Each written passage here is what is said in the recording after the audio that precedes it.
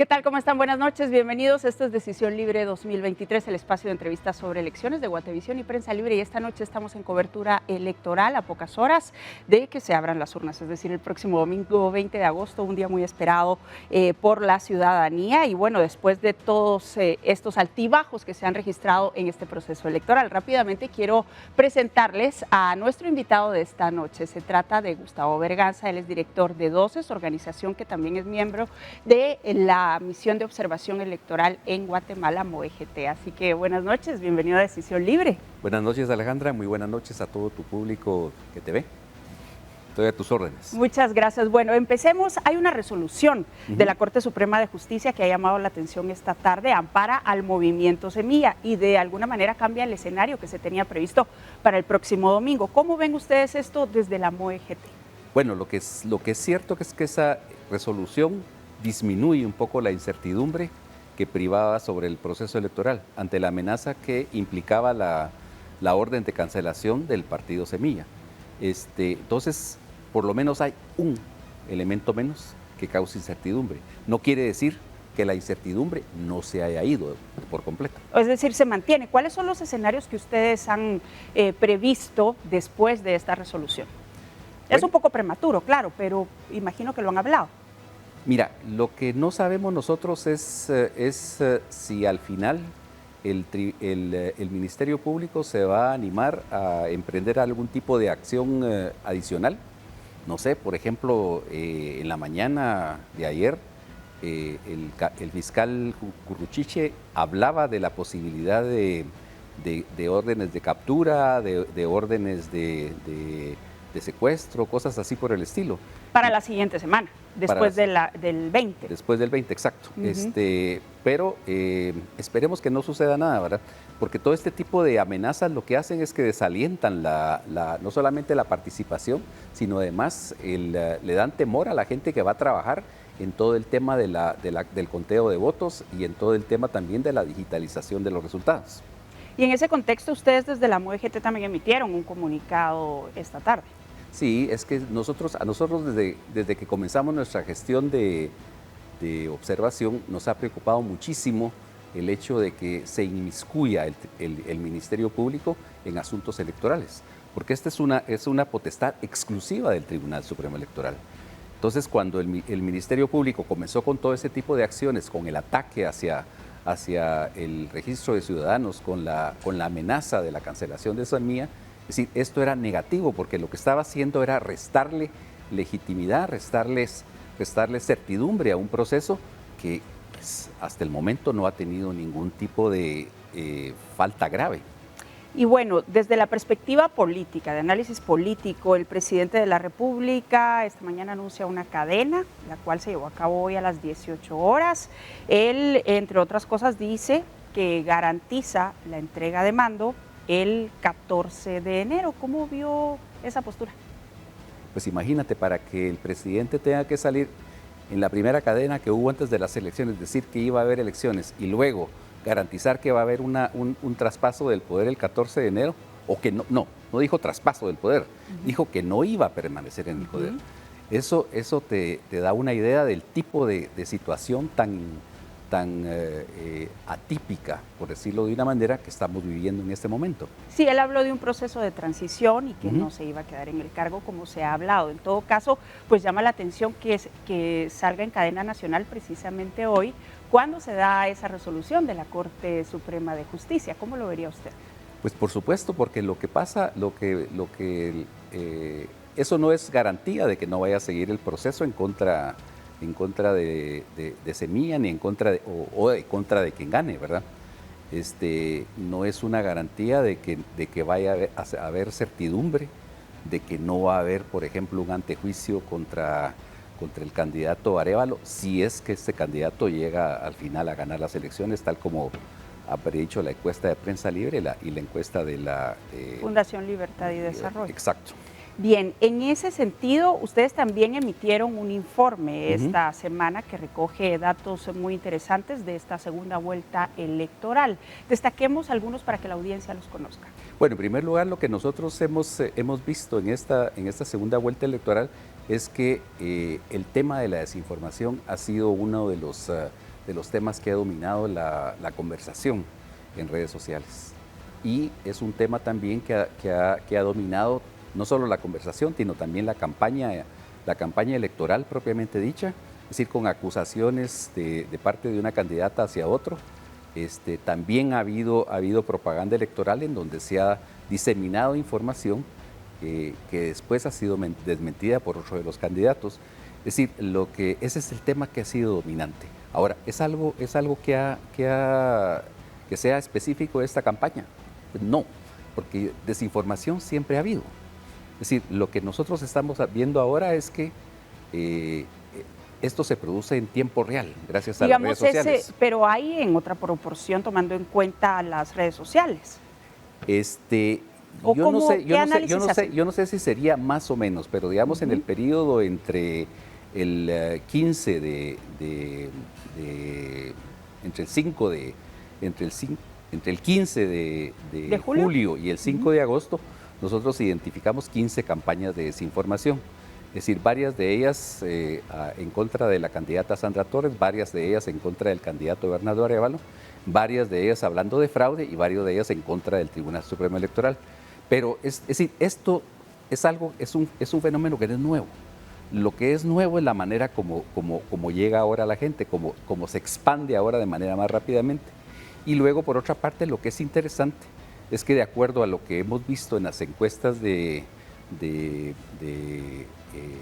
electorales, es decir, aparentemente la desinformación no ha sido determinante para que se cambie la preferencia electoral.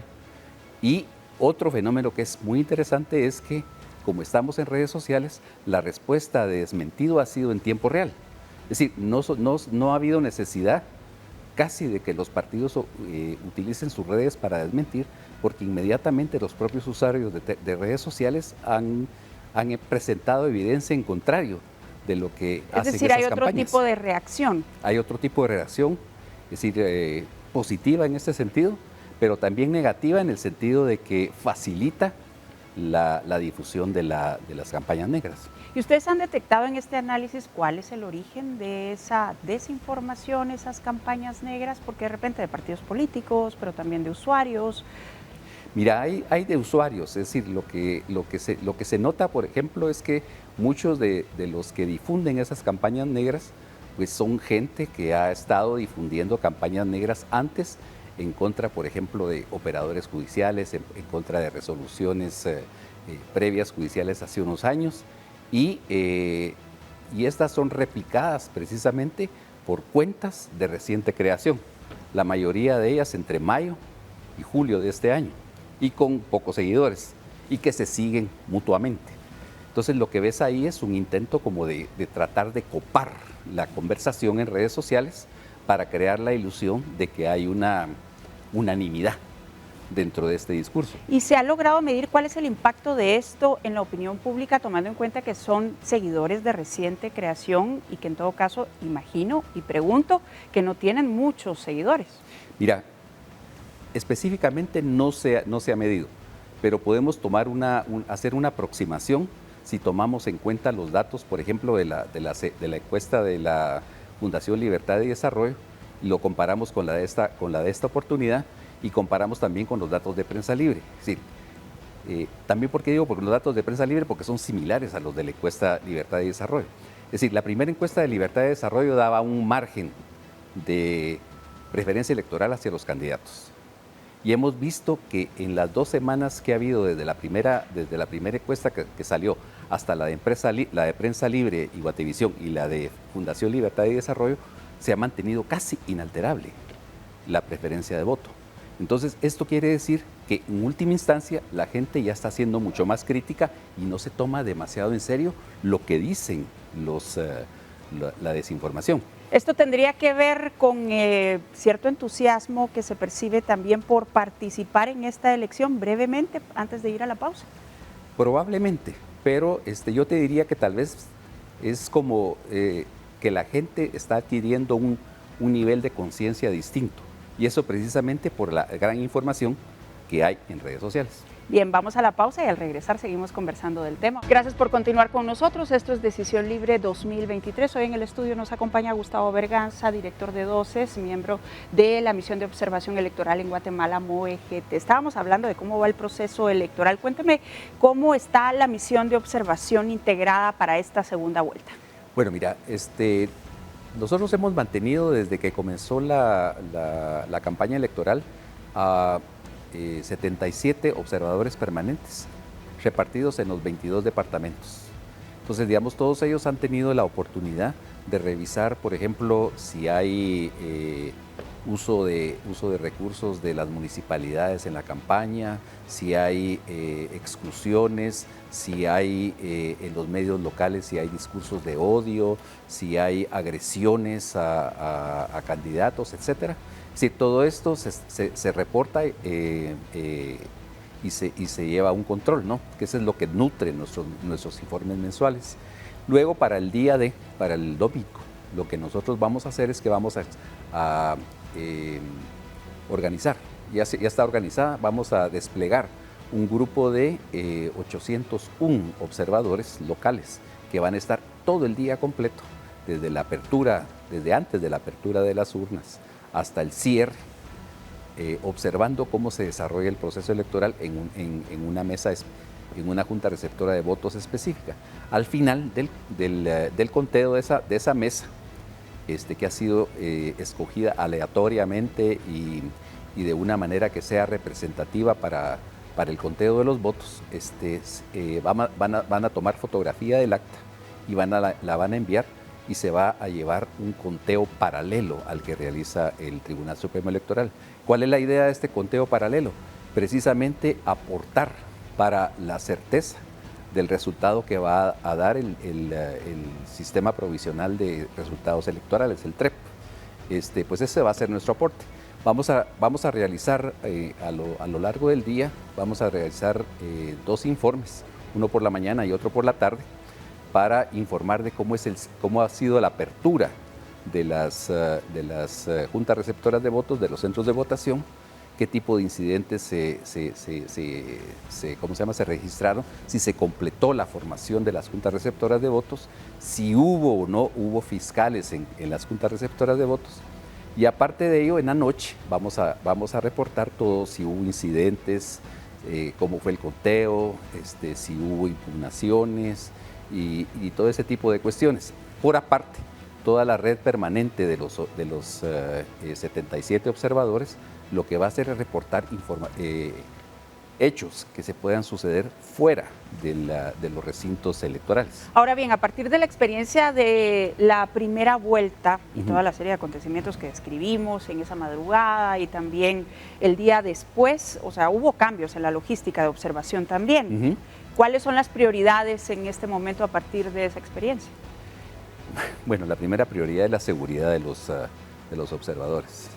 Es decir, ¿hay temor en este momento que haya peligro en el tema de seguridad? Hoy en la mañana un colega tuyo, de una corresponsal de una cadena extranjera, me hacía el comentario de que durante el cierre de la campaña de uno de los candidatos se acercaron los organizadores de ese evento y le fueron a preguntar si él era observador electoral o si era periodista.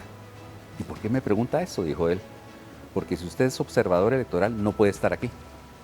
O sea, digamos, lo que se está generando de parte de algunos candidatos, no sé si eso se repite a lo largo de todo el país, es una actitud de rechazo hacia la observación electoral. Y probablemente esto tenga que ver con el papel que está jugando la observación electoral, precisamente en garantizar que los resultados, que la integridad del proceso electoral sea respetada. Pero a ver, ¿esto se da más en el interior de la República o lo han detectado también en el área metropolitana? Esto fue en Villanueva. En Villanueva, o sea, aquí nomás. No es lejos. Entonces, pero nosotros esperamos entonces que no sea una actitud generalizada, que ojalá sea una actitud solamente de los coordinadores municipales de ese partido político. ¿Y eso entonces les llevó a hacer cambios de logística en el tema de seguridad? Mira, lo que nosotros hemos insistido mucho con los observadores es que la seguridad de ellos es lo primero, ¿verdad? Entonces, pues esa es la directriz que ellos tienen, porque sabemos que puede haber algún nivel de conflictividad. Es decir, no hubo tanta conflictividad en el día de las elecciones la vez anterior, sino que la conflictividad se dio a partir del 26 en adelante, cuando fue la disputa por el conteo de votos. Sí, exacto. Exacto. Entonces, esperemos que se mantenga ese respeto a la integridad de todos los participantes en los procesos electorales. Es decir, bueno, ya tuviste, por ejemplo, que la estadística del Tribunal Supremo Electoral hacía un comparativo de que durante la primera vuelta en este proceso electoral había sido precisamente uno de los más bajos en términos de violencia. Entonces, esperemos que la segunda vuelta no vaya a alterar esa tendencia positiva que lleva el proceso electoral. Digamos, esa es la expectativa, pero se están tomando entonces precauciones. Por supuesto. Bien, en cuanto a la participación ciudadana, ¿ustedes creen que se va a mantener la tendencia que hemos manejado en los diferentes procesos electorales en cuanto a que en la segunda vuelta baja la asistencia de personas a las urnas o creen que en esta ocasión va a subir? Mira, esta es una elección atípica. Yo creo que muchas de las cosas que han sucedido en elecciones anteriores no se pueden dar por sentadas que se van a repetir en esta elección. Es decir, ya ves que antes no hubo algún nivel de judicialización, en esta elección llevamos a un nivel de judicialización extrema. Antes viste que no se cuestionaban los resultados de manera judicial, ahora viste que llegamos hasta el extremo de que la Corte de Constitucionalidad llevó a una segunda audiencia de revisión cuando la ley solo contempla una, fueron dos. Entonces, no sabemos qué puede pasar. Nuestra expectativa, por supuesto, es que toda esta activación que se ha dado por redes sociales y que, bueno, las encuestas hablan de un gran entusiasmo por la votación, pues se refleje en una asistencia mayor a las urnas que la que usualmente se da en las segundas vueltas de los eventos electorales. Ahora bien, el tema de la observación ya después del cierre de las urnas, ¿qué medidas de prevención han tomado ustedes también a partir de la experiencia de la primera vuelta? Pues hay protocolos. Por ejemplo, con el tema de los fiscales, ¿verdad? Hay protocolos de seguridad, ¿verdad? Hay protocolos de seguridad que se han implantado. Y además, pues obviamente, como decía anteriormente, pues el día después y la semana después probablemente sean mucho más conflictivas por la disputa, porque alguien se niega a aceptar los resultados o porque se piense que el hecho de hacer observación pues es una cuestión negativa. Entonces, sí, hay protocolos de seguridad. ¿Cuáles son las recomendaciones que ustedes han hecho al día de hoy al Tribunal Supremo Electoral?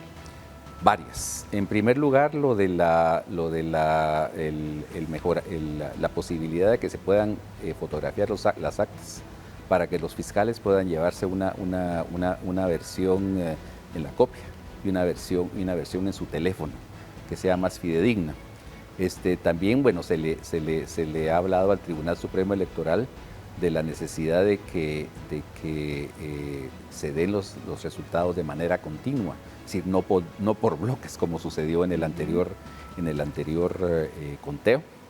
Y bueno, por supuesto, nosotros hemos estado respaldando al Tribunal Supremo Electoral en el sentido de que tiene que ser el Tribunal Supremo Electoral el que sea el que dé la última palabra sobre la legalidad y legitimidad de los resultados, y no que venga otra entidad ajena al proceso electoral a tratar de alterarlos. Precisamente sobre la emisión de los resultados, ¿ustedes tienen una estimación de a qué hora será eso? Ayer, por ejemplo, hablábamos con el presidente de la Junta Electoral del Distrito Central y estimaba que entre 9 y 10 de la noche. ¿Cuál es el cálculo de ustedes? Mira, depende, porque si al final de cuentas ese video que vimos nosotros en redes sociales instando a los fiscales de un partido político a impugnar todos los votos, eso probablemente puede causar un retraso. y probablemente pues no será a las 9 de la noche como generalmente sucede, que comiencen a fluir los resultados, porque habrá esa discusión después del conteo y puede hacer que se demore un poco más. Bien, otra pregunta que le quiero hacer, ya ve que varios trabajadores del área financiera del Tribunal Supremo Electoral se retiraron este día. Es otra de las noticias que llamó la atención y esto tiene que ver con el pago pendiente a la empresa que prestaba el servicio digital en este caso. ¿Qué opinión les merece lo que está pasando alrededor Mira, de eso? esto es parte del acoso judicial al que se ha sido sometido el Tribunal Supremo Electoral. Y obviamente cuando existe la amenaza de un juicio, la amenaza de un proceso por la compra del sistema de cómputo, es dable pensar que nadie quiera firmar ese tipo de órdenes de compra y pago, ¿verdad? Es decir, las personas tienen miedo de ser procesadas, según lo que escuchábamos hoy. Por supuesto. Por fortuna, digamos, ese acoso que se está dando ahora al sector financiero, pues, y que se dio inicialmente a los digitadores, pues no desalentó, por ejemplo, a los digitadores. Pero bueno, una cosa son los digitadores y otra cosa son las personas que tienen a cargo el tema financiero. El tema administrativo financiero. Pero el Tribunal Supremo Electoral no puede dejar de pagar, pues. Tiene que encontrar una forma, ya sea que nombren a otro director financiero o que ellos mismos firmen esa, no sé si es posible, pero que firmen ellos esa misma orden de compra y pago, ¿no? Bien, ya para terminar, ¿cuáles serían las conclusiones y recomendaciones que usted dejaría esta noche a pocas horas del día del 20 de agosto? Bueno, en primer lugar, ciudadanos guatemaltecos, no se desalienten. Es decir, las elecciones son una forma de encontrarle solución a los problemas del país. Es decir, la manera de expresar su opinión por medio del voto lo que hace es que fortalece la democracia y le da la oportunidad a la sociedad y al país de tener un cambio y además de reforzar la alternabilidad en el poder, que es tan necesaria para la renovación de todos los cuadros que dirigen al gobierno. Por favor, asistan a votar.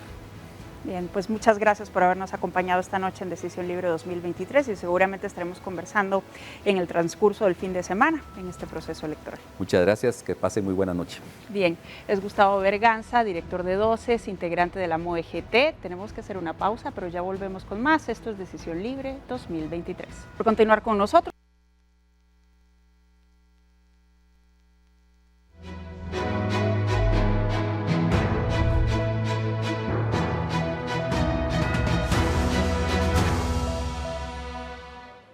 ¿Qué tal? ¿Cómo están? Buenas noches, bienvenidos. Esto es Decisión Libre 2023, el espacio de entrevistas sobre elecciones de Guatevisión y Prensa Libre. Y esta noche estamos en cobertura electoral a pocas horas de que se abran las urnas, es decir, el próximo domingo 20 de agosto, un día muy esperado por la ciudadanía. Y bueno, después de todos estos altibajos que se han registrado en este proceso electoral, rápidamente quiero presentarles a nuestro invitado de esta noche. Se trata de Gustavo Berganza, él es director de DOCES, organización que también es miembro de la misión de observación electoral en Guatemala, MOEGT. Así que buenas noches, bienvenido a Decisión Libre. Buenas noches, Alejandra, muy buenas noches a todo tu público que te ve. Estoy a tus órdenes. Muchas gracias. Bueno, empecemos. Hay una resolución de la Corte Suprema de Justicia que ha llamado la atención esta tarde, ampara al movimiento Semilla y de alguna manera cambia el escenario que se tenía previsto para el próximo domingo. ¿Cómo ven ustedes esto desde la MOEGT? Bueno, lo que es cierto es que esa resolución disminuye un poco la incertidumbre que privaba sobre el proceso electoral ante la amenaza que implicaba la orden de cancelación del partido Semilla. Entonces, por lo menos hay un elemento menos que causa incertidumbre. No quiere decir que la incertidumbre no se haya ido por completo. Es decir, se mantiene. ¿Cuáles son los escenarios que ustedes han previsto después de esta resolución? Bueno, es un poco prematuro, claro, pero imagino que lo han hablado. Mira, lo que no sabemos nosotros es si al final el Ministerio Público se va a animar a emprender algún tipo de acción adicional. No sé, por ejemplo, en la mañana de ayer, el fiscal Curruchiche hablaba de la posibilidad de de órdenes de captura, de órdenes de secuestro, cosas así por el estilo. Para la siguiente semana, después del 20. Después del 20, exacto. Pero esperemos que no suceda nada, ¿verdad? Porque todo este tipo de amenazas lo que hacen es que desalientan no solamente la participación, sino además le dan temor a la gente que va a trabajar en todo el tema del conteo de votos y en todo el tema también de la digitalización de los resultados. Y en ese contexto ustedes desde la MOEGT también emitieron un comunicado esta tarde. Sí, es que a nosotros desde que comenzamos nuestra gestión de observación nos ha preocupado muchísimo el hecho de que se inmiscuya el Ministerio Público en asuntos electorales, porque esta es una potestad exclusiva del Tribunal Supremo Electoral. Entonces, cuando el Ministerio Público comenzó con todo ese tipo de acciones, con el ataque hacia el registro de ciudadanos, con la amenaza de la cancelación de Sanmía, es decir, esto era negativo porque lo que estaba haciendo era restarle legitimidad, restarles certidumbre a un proceso que pues, hasta el momento no ha tenido ningún tipo de falta grave. Y bueno, desde la perspectiva política, de análisis político, el presidente de la República esta mañana anuncia una cadena, la cual se llevó a cabo hoy a las 18 horas. Él, entre otras cosas, dice que garantiza la entrega de mando el 14 de enero. ¿Cómo vio esa postura? Pues imagínate, para que el presidente tenga que salir en la primera cadena que hubo antes de las elecciones, decir que iba a haber elecciones y luego garantizar que va a haber un traspaso del poder el 14 de enero, o que no dijo traspaso del poder, dijo que no iba a permanecer en el poder. Eso te da una idea del tipo de situación tan atípica, por decirlo de una manera, que estamos viviendo en este momento. Sí, él habló de un proceso de transición y que no se iba a quedar en el cargo como se ha hablado. En todo caso, pues llama la atención que salga en cadena nacional precisamente hoy, cuando se da esa resolución de la Corte Suprema de Justicia. ¿Cómo lo vería usted? Pues por supuesto, porque lo que pasa, eso no es garantía de que no vaya a seguir el proceso en contra de Semilla, ni en contra de quien gane, ¿verdad? No es una garantía de que vaya a haber certidumbre, de que no va a haber, por ejemplo, un antejuicio contra el candidato Arévalo, si es que este candidato llega al final a ganar las elecciones, tal como ha predicho la encuesta de Prensa Libre y la encuesta de la Fundación Libertad y Desarrollo. Exacto. Bien, en ese sentido, ustedes también emitieron un informe esta semana que recoge datos muy interesantes de esta segunda vuelta electoral. Destaquemos algunos para que la audiencia los conozca. Bueno, en primer lugar, lo que nosotros hemos visto en esta segunda vuelta electoral es que el tema de la desinformación ha sido uno de los temas que ha dominado la conversación en redes sociales. Y es un tema también que ha dominado no solo la conversación, sino también la campaña electoral propiamente dicha, es decir, con acusaciones de parte de una candidata hacia otro. También ha habido propaganda electoral en donde se ha diseminado información que después ha sido desmentida por otro de los candidatos. Es decir, ese es el tema que ha sido dominante. Ahora, ¿es algo que sea específico de esta campaña? No, porque desinformación siempre ha habido. Es decir, lo que nosotros estamos viendo ahora es que esto se produce en tiempo real, gracias a las redes sociales. Pero hay en otra proporción tomando en cuenta las redes sociales. Yo no sé si sería más o menos, pero digamos en el periodo entre el 15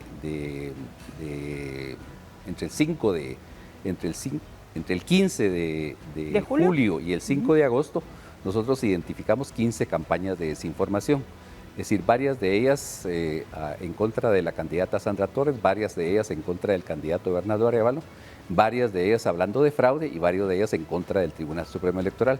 Pero es decir, esto es un fenómeno que no es nuevo. Lo que es nuevo es la manera como llega ahora a la gente, como se expande ahora de manera más rápidamente. Y luego, por otra parte, lo que es interesante es que de acuerdo a lo que hemos visto en las encuestas electorales, es decir, aparentemente la desinformación no ha sido determinante para que se cambie la preferencia electoral. Y otro fenómeno que es muy interesante es que, como estamos en redes sociales, la respuesta de desmentido ha sido en tiempo real. Es decir, no ha habido necesidad casi de que los partidos utilicen sus redes para desmentir, porque inmediatamente los propios usuarios de redes sociales han presentado evidencia en contrario de lo que hacen esas campañas. Es decir, hay otro tipo de reacción. Hay otro tipo de reacción, es decir, positiva en este sentido, pero también negativa en el sentido de que facilita la difusión de las campañas negras. ¿Y ustedes han detectado en este análisis cuál es el origen de esa desinformación, esas campañas negras? Porque de repente de partidos políticos, pero también de usuarios. Mira, hay de usuarios, es decir, lo que se nota, por ejemplo, es que muchos de los que difunden esas campañas negras, pues son gente que ha estado difundiendo campañas negras antes en contra, por ejemplo, de operadores judiciales, en contra de resoluciones previas judiciales hace unos años, y estas son replicadas precisamente por cuentas de reciente creación, la mayoría de ellas entre mayo y julio de este año, y con pocos seguidores, y que se siguen mutuamente. Entonces lo que ves ahí es un intento como de tratar de copar la conversación en redes sociales para crear la ilusión de que hay una unanimidad dentro de este discurso. ¿Y se ha logrado medir cuál es el impacto de esto en la opinión pública, tomando en cuenta que son seguidores de reciente creación y que en todo caso imagino y pregunto que no tienen muchos seguidores?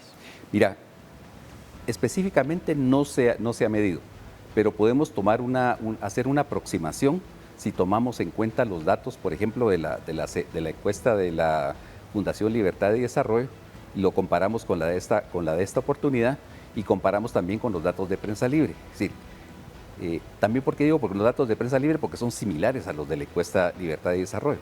Es decir, la primera encuesta de Libertad y Desarrollo daba un margen de preferencia electoral hacia los candidatos.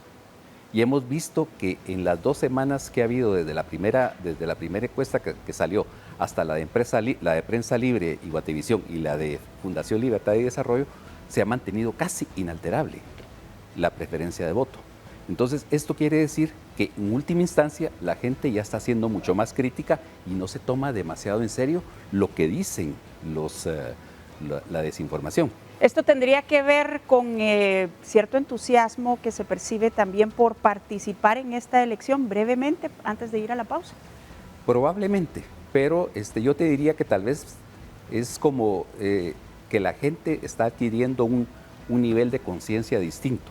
Y eso precisamente por la gran información que hay en redes sociales. Bien, vamos a la pausa y al regresar seguimos conversando del tema. Gracias por continuar con nosotros. Esto es Decisión Libre 2023. Hoy en el estudio nos acompaña Gustavo Berganza, director de DOCES, miembro de la Misión de Observación Electoral en Guatemala, MOEGT. Estábamos hablando de cómo va el proceso electoral. Cuénteme cómo está la misión de observación integrada para esta segunda vuelta. Bueno, mira, nosotros hemos mantenido desde que comenzó la campaña electoral a 77 observadores permanentes repartidos en los 22 departamentos. Entonces, digamos, todos ellos han tenido la oportunidad de revisar, por ejemplo, si hay uso de recursos de las municipalidades en la campaña, si hay exclusiones, si hay en los medios locales, si hay discursos de odio, si hay agresiones a candidatos, etcétera. Sí, todo esto se reporta y se lleva a un control, ¿no? Que eso es lo que nutre nuestros informes mensuales. Luego, para el domingo, lo que nosotros vamos a hacer es que vamos a organizar, ya está organizada, vamos a desplegar un grupo de 801 observadores locales que van a estar todo el día completo, desde antes de la apertura de las urnas hasta el cierre, observando cómo se desarrolla el proceso electoral en una mesa, en una junta receptora de votos específica. Al final del conteo de esa mesa, que ha sido escogida aleatoriamente y de una manera que sea representativa para el conteo de los votos, van a tomar fotografía del acta y la van a enviar, y se va a llevar un conteo paralelo al que realiza el Tribunal Supremo Electoral. ¿Cuál es la idea de este conteo paralelo? precisamente aportar para la certeza del resultado que va a dar el Sistema Provisional de Resultados Electorales, el TREP. Pues ese va a ser nuestro aporte. Vamos a realizar a lo largo del día, vamos a realizar 2 informes, uno por la mañana y otro por la tarde, para informar de cómo ha sido la apertura de las juntas receptoras de votos, de los centros de votación, qué tipo de incidentes se registraron, si se completó la formación de las juntas receptoras de votos, si hubo o no hubo fiscales en las juntas receptoras de votos. Y aparte de ello, en la noche vamos a reportar todo, si hubo incidentes, cómo fue el conteo, si hubo impugnaciones y todo ese tipo de cuestiones. Por aparte, toda la red permanente de los 77 observadores, lo que va a hacer es reportar hechos que se puedan suceder fuera de los recintos electorales. Ahora bien, a partir de la experiencia de la primera vuelta y toda la serie de acontecimientos que describimos en esa madrugada y también el día después, o sea, hubo cambios en la logística de observación también. ¿Cuáles son las prioridades en este momento a partir de esa experiencia? Bueno, la primera prioridad es la seguridad de los observadores. Es decir, o sea, ¿hay temor en este momento que haya peligro en el tema de seguridad? Hoy en la mañana un colega tuyo, de una corresponsal de una cadena extranjera, me hacía el comentario de que durante el cierre de la campaña de uno de los candidatos se acercaron los organizadores de ese evento y le fueron a preguntar si él era observador electoral o si era periodista. ¿Y por qué me pregunta eso?, dijo él. Porque si usted es observador electoral no puede estar aquí. O sea, digamos, lo que se está generando de parte de algunos candidatos, no sé si eso se repite a lo largo de todo el país, es una actitud de rechazo hacia la observación electoral. Y probablemente esto tenga que ver con el papel que está jugando la observación electoral, precisamente en garantizar que los resultados, que la integridad del proceso electoral sea respetada. Pero a ver, ¿esto se da más en el interior de la República o lo han detectado también en el área metropolitana? Esto fue en Villanueva. En Villanueva, o sea, aquí nomás. No es lejos. Entonces, pero nosotros esperamos entonces que no sea una actitud generalizada, que ojalá sea una actitud solamente de los coordinadores municipales de ese partido político. ¿Y eso entonces les llevó a hacer cambios de logística en el tema de seguridad? Mira, lo que nosotros hemos insistido mucho con los observadores es que la seguridad de ellos es lo primero, ¿verdad? Entonces, pues esa es la directriz que ellos tienen, porque sabemos que puede haber algún nivel de conflictividad. Es decir, no hubo tanta conflictividad en el día de las elecciones la vez anterior, sino que la conflictividad se dio a partir del 26 en adelante, cuando fue la disputa por el conteo de votos. Sí, exacto. Exacto. Entonces, esperemos que se mantenga ese respeto a la integridad de todos los participantes en los procesos electorales. Es decir, bueno, ya tuviste, por ejemplo, que la estadística del Tribunal Supremo Electoral hacía un comparativo de que durante la primera vuelta en este proceso electoral había sido precisamente uno de los más bajos en términos de violencia. Entonces, esperemos que la segunda vuelta no vaya a alterar esa tendencia positiva que lleva el proceso electoral. Digamos, esa es la expectativa, pero se están tomando entonces precauciones. Por supuesto. Bien, en cuanto a la participación ciudadana, ¿ustedes creen que se va a mantener la tendencia que hemos manejado en los diferentes procesos electorales en cuanto a que en la segunda vuelta baja la asistencia de personas a las urnas o creen que en esta ocasión va a subir? Mira, esta es una elección atípica. Yo creo que muchas de las cosas que han sucedido en elecciones anteriores no se pueden dar por sentadas que se van a repetir en esta elección. Es decir, ya ves que antes no hubo algún nivel de judicialización, en esta elección llevamos a un nivel de judicialización extrema. Antes viste que no se cuestionaban los resultados de manera judicial, ahora viste que llegamos hasta el extremo de que la Corte de Constitucionalidad llevó a una segunda audiencia de revisión cuando la ley solo contempla fueron dos. Entonces, no sabemos qué puede pasar. Nuestra expectativa, por supuesto, es que toda esta activación que se ha dado por redes sociales y que, bueno, las encuestas hablan de un gran entusiasmo por la votación, pues se refleje en una asistencia mayor a las urnas que la que usualmente se da en las segundas vueltas de los eventos electorales. Ahora bien, el tema de la observación ya después del cierre de las urnas, ¿qué medidas de prevención han tomado ustedes también a partir de la experiencia de la primera vuelta? Pues hay protocolos. Por ejemplo, con el tema de los fiscales, ¿verdad? Hay protocolos de seguridad, ¿verdad? Hay protocolos de seguridad que se han implantado. Y además, pues obviamente, como decía anteriormente, pues el día después y la semana después probablemente sean mucho más conflictivas por la disputa, porque alguien se niega a aceptar los resultados o porque se piense que el hecho de hacer observación pues es una cuestión negativa. Entonces, sí, hay protocolos de seguridad. ¿Cuáles son las recomendaciones que ustedes han hecho al día de hoy al Tribunal Supremo Electoral? Varias. En primer lugar, la posibilidad de que se puedan fotografiar las actas para que los fiscales puedan llevarse una versión en la copia y una versión en su teléfono que sea más fidedigna. También, bueno, se le ha hablado al Tribunal Supremo Electoral de la necesidad de que se den los resultados de manera continua, es decir, no por bloques como sucedió en el anterior conteo. Y bueno, por supuesto, nosotros hemos estado respaldando al Tribunal Supremo Electoral en el sentido de que tiene que ser el Tribunal Supremo Electoral el que sea el que dé la última palabra sobre la legalidad y legitimidad de los resultados, y no que venga otra entidad ajena al proceso electoral a tratar de alterarlos. Precisamente sobre la emisión de los resultados, ¿ustedes tienen una estimación de a qué hora será eso? Ayer, por ejemplo, hablábamos con el presidente de la Junta Electoral del Distrito Central y estimaba que entre 9 y 10 de la noche. ¿Cuál es el cálculo de ustedes?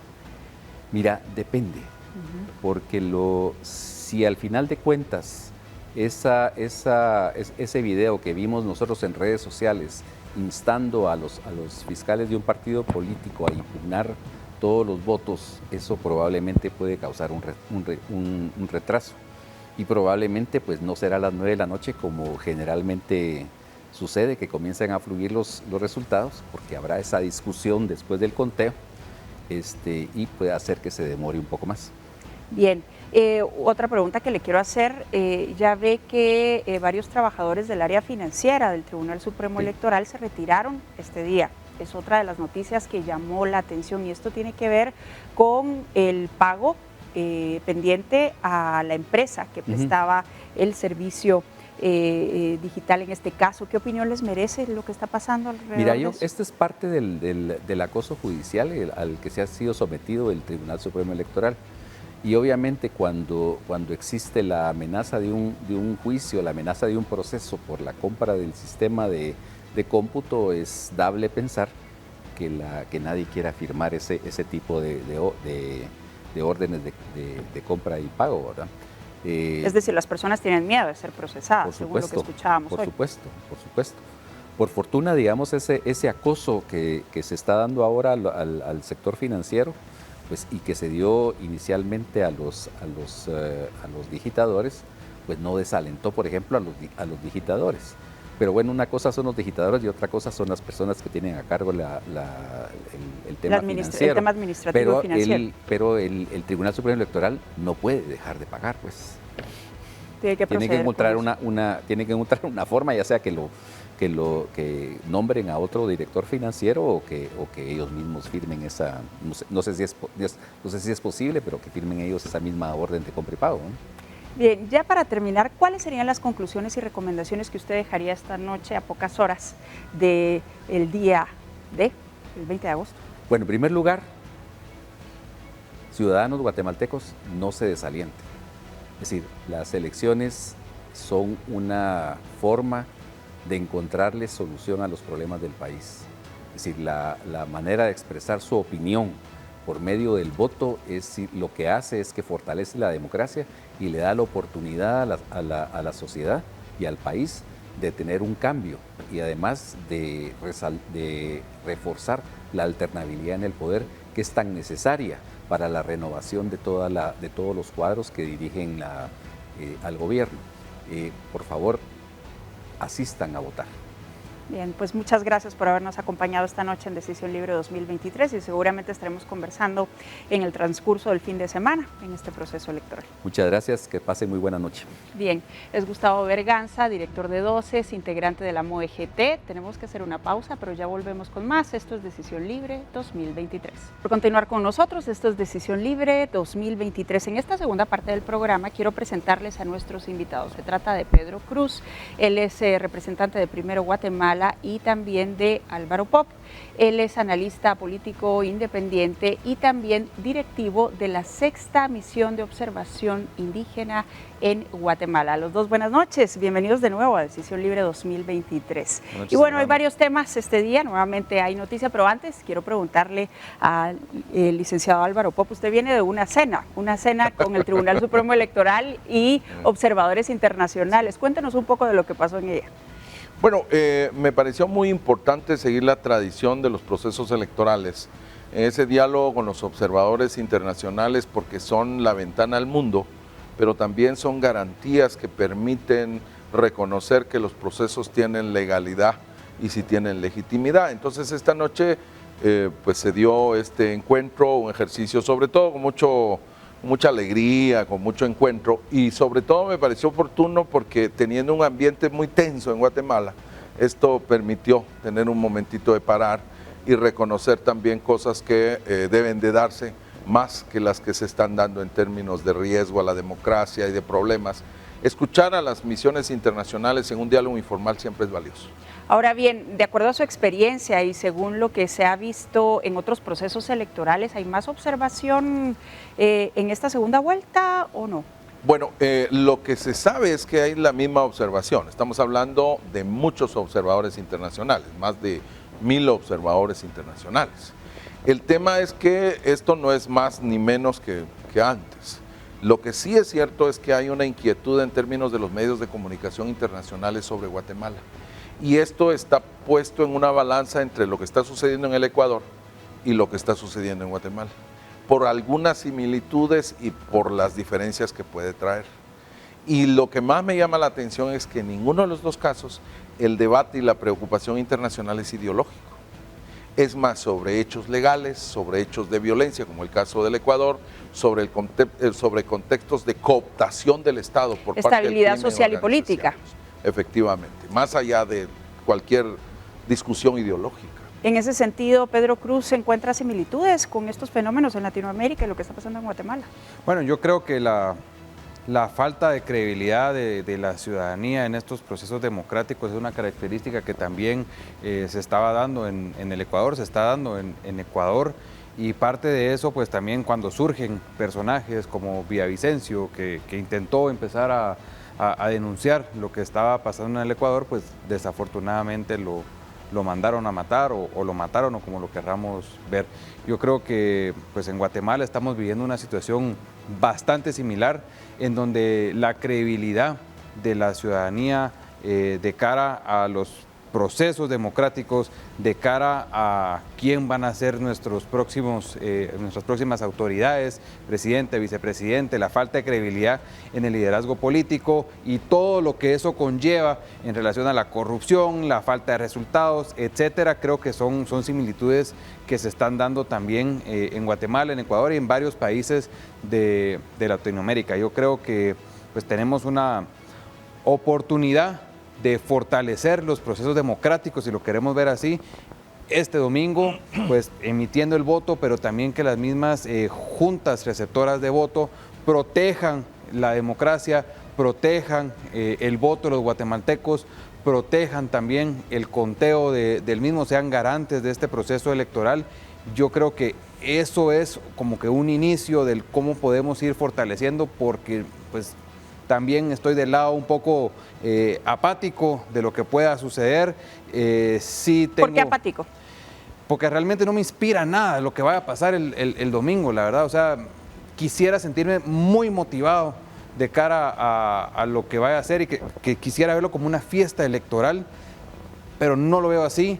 Veo mucha tensión alrededor del mismo día domingo y los días que se vengan. No debería ser así, sinceramente. Deberíamos estar celebrando las elecciones, deberíamos estar celebrando que la gente va a ir a votar. Yo personalmente no me siento tan motivado como en otras ocasiones. Es mi percepción muy personal. Sé que hay otras personas que se sienten de otra manera. Pues nos guste o no nos guste, pues también la ciudadanía ha hablado a través del voto, y yo creo que es de respetar también la democracia, es de respetar la voluntad popular, y también el mismo llamado que hay que hacer para este fin de semana, de respetar los resultados, sea quien sea que gane. ¿Qué dice Álvaro Pop? ¿Coincide con este comentario o piensa diferente? Yo creo que hay mucha gente que efectivamente, mucha, poca, no lo sé porque no lo hemos medido, pero gente que tiene esa misma percepción. Yo creo que hay población que se siente ya cansada de un debate que ha sido innecesario. Por ejemplo, los contenidos y las propuestas, el conocimiento del problema y las opciones de salida de esos problemas o soluciones de parte de los dos partidos no los tuvimos a plenitud. Tampoco tuvimos un conocimiento de los equipos. Es fundamental saber quiénes son los equipos.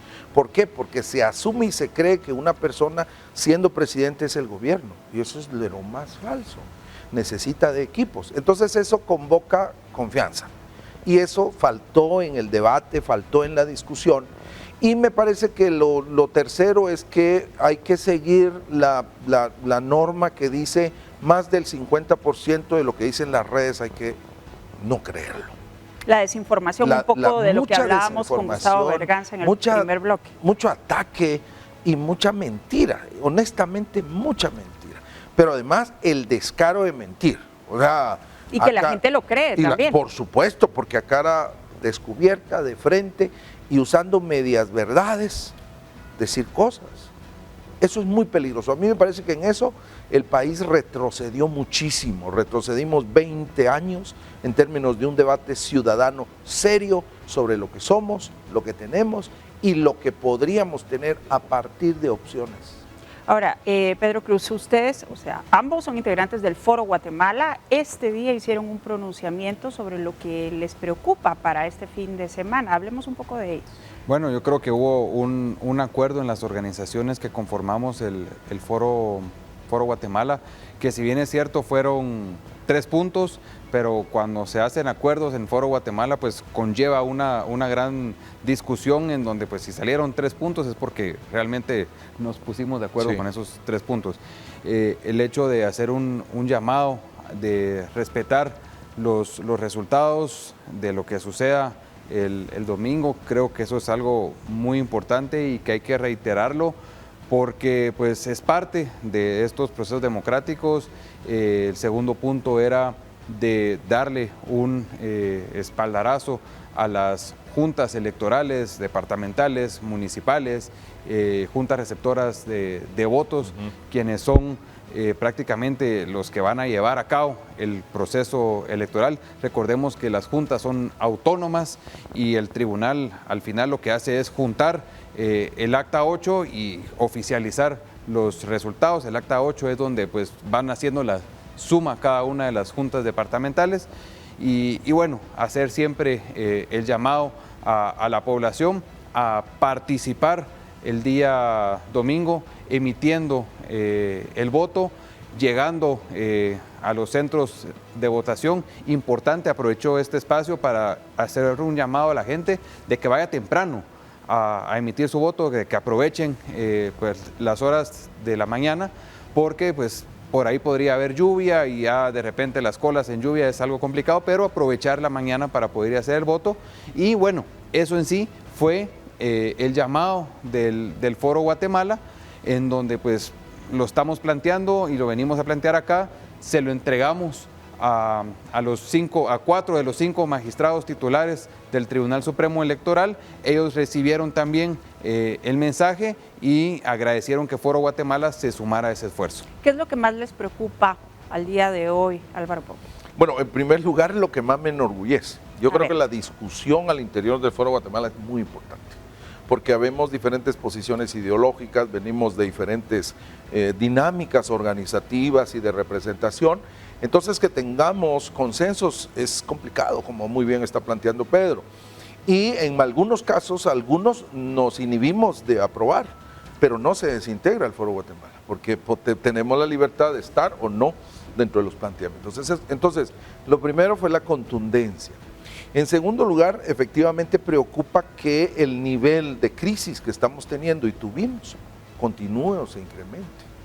Que se siga desdibujando, y ahí lo asumimos desde nuestra organización, desde el organismo NALEV, nos preocupa que se siga desdibujando la función de la institución que tiene responsabilidades en este caso, porque ante la población estamos dando el mensaje de que se puede hacer cualquier cosa y que la ley es lo suficientemente flexible de llegar hasta donde se pueda sin que se rompa. Y eso inhibiendo los principios democráticos y constitucionales. Entonces, desde nuestra perspectiva, preocupa, pero también nos preocupa enormemente que estos debates sean demasiado urbanos. Es decir, aquí no hay discusión en el interior del país, en las áreas rurales. Estamos hablando de 17 millones de gentes y solamente 9 empadronados, y de esos 9, 5 van a votar. Y de esos 5 que van a votar, solamente 1.2, 1.3, si bien nos va a nombrar presidente. ¿Ustedes creen que se va a mantener la tendencia de los últimos procesos electorales en cuanto a que baja la participación en la segunda vuelta o va a aumentar este domingo? ¿Qué diría Pedro Cruz? Yo creo que va a bajar. Y quisiera ser optimista y decir, bueno, va a ser lo mejor, pero hay mucha desconfianza. Hay también apatía, como lo estábamos hablando, la gente está como, no quiero saber nada de las elecciones, es el ambiente y es la discusión que hay, prácticamente estamos como... ¿Pero será en general o en algunos círculos? Pues no sé, por lo menos en mi círculo eso lo estoy sintiendo, sé que por ahí en el interior de la República de repente el sentimiento es otro. ¿Qué dice el licenciado Pop en ese sentido? A mí me parece que es difícil predecir, yo creo que igual que nos pasó con la encuesta de la primera vuelta, yo creo que se van a romper paradigmas. Es decir, puede aumentar, totalmente de acuerdo, puede aumentar la no participación, pero puede incrementarse. Yo creo que aquí estamos ante la tensión de dos equipos. Un equipo que está planteando la novedad, lo nuevo y el cambio, y un equipo que tiene estructuras en los municipios, en los departamentos muy poderosas. Entonces la pregunta es, ¿cuántos esta estructura va a ser capaz de movilizar? No digo acarrear solamente, de movilizar. Porque no es solamente que te paguen tu transporte, es que te levanten la convicción de que tienes que ir a defender algo. Y luego, ¿cuánto va a tener la capacidad de convocar para esa idea del cambio, esa posibilidad del cambio? Yo no creo que debemos de irnos con la finta de que la juventud está haciendo el cambio. Porque si recordamos, nos quejábamos precisamente antes de la primera vuelta de que la juventud no fue a empadronarse. Y ahora se dio vuelta a eso con la participación. Y entonces, ¿dónde está la juventud? No podemos garantizar porque en el voto no sabemos quiénes votaron. Hay algunos análisis ahí que especulan. Y si le parece, vamos a hablar de eso después de la pausa. Nos quedamos con este tema sobre la mesa. Esto es Decisión Libre 2023.